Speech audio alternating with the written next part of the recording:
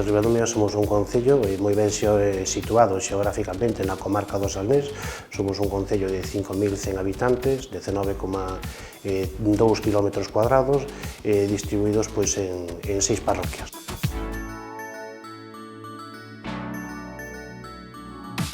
Bueno, Ribadumia, sobre todo, é un concello rural, na que a economía ten un sustento fundamental precisamente no rural, sobre todo no sector vitícola.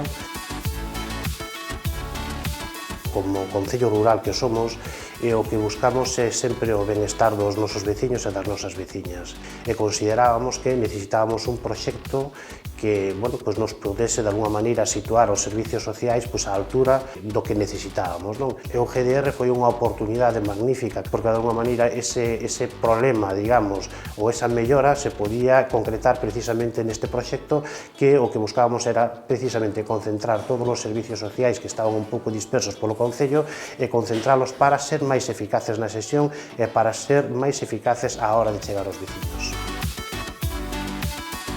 Eu creo que o GDR é algo moi importante para o desenvolvemento precisamente do rural, de feito están así enfocados, e é unha oportunidade que nos brindan os organismos públicos a pensar precisamente nunha inversión para que os veciños de alguma maneira poidan ver satisfeitas as súas necesidades. Eu creo que o GDR, neste caso o Concello de Ribadumia, a verdade é que cumpriu e o GDR foi unha oportunidade magnífica para conseguir ese obxectivo.